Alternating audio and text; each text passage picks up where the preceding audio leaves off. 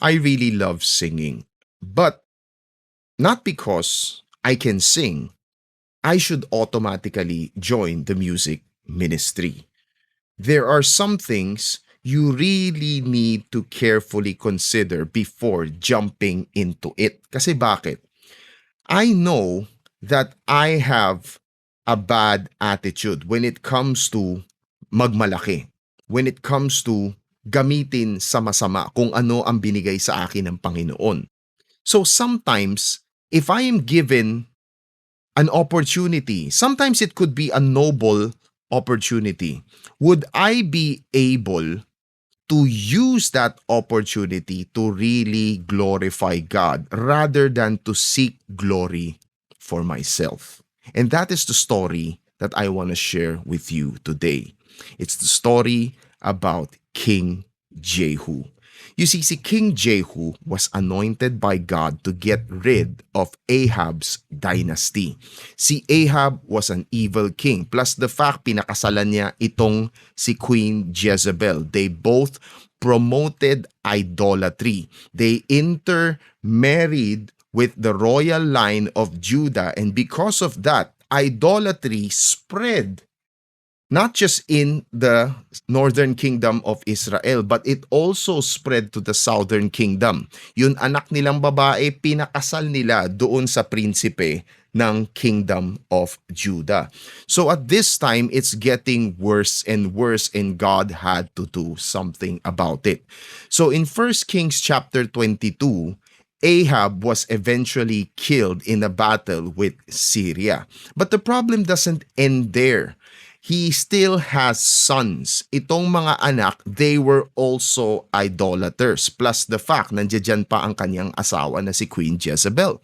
So God eventually chose Jehu to deal with this problem. And God specifically told him to get rid of the male descendants of Ahab. Nang sa ganun, wala nang magsasucceed sa kanya sa throne.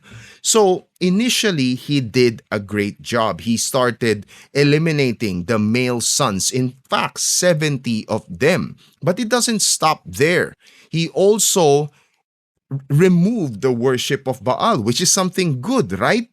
But the problem is, hindi niya completely tinanggal ang idolatry. He still continued on with the golden calf worship.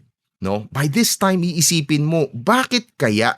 Bakit niya hindi tinanggal ang golden calf worship? In fact, we find out, never niyang tinanggal. Even yung kanyang mga anak, hindi rin tinanggal ang worship of the golden calf. So you have to ask the question. Then later on, here's the thing.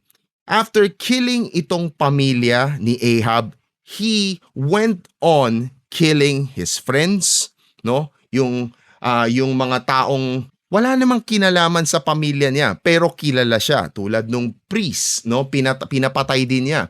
So this would add to another layer of question. Bakit? God specifically told him na patayin mo lang ang male descendants ni Ahab. Bakit niya tinuloy-tuloy itong pagpatay even sa mga kaibigan, sa mga kakilala na hindi naman kapamilya ni Ahab? And the answer, I think, is very clear. It's because of political power. It's because he used the opportunity, yung kanyang anointing, to get rid of political opponents. He wanted to become king, and this is an opportunity. He used to serve under Ahab's family, but this time he wanted the throne for himself. So he used the opportunity to get rid of the family, the entire family, as well as possible political opponents later on. And because of that, you find out in Hosea chapter 1, verse 4 to 5, God judges the family of Jehu. As for the question kung bakit hindi niya tinanggal ang golden calf worship now na tinanggal na niya ang Baal worship, I can only assume it's because he probably preferred golden calf worship kesa sa Baal worship. No, he probably wasn't really into worshiping Yahweh. No, nagkataon lang Yahweh presented the opportunity for him to become king. So he grabbed hold of that opportunity.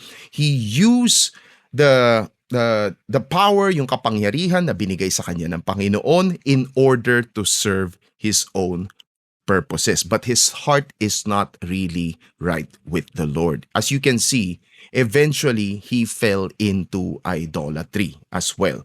Now, that's the question that we need to ask ourselves. You see, with the opportunities na binibigay sa atin ng pagkakataon, with the authority, with the help na binibigay sa atin, talaga bang gagamitin natin to para sa Kanya or para sa sarili lamang?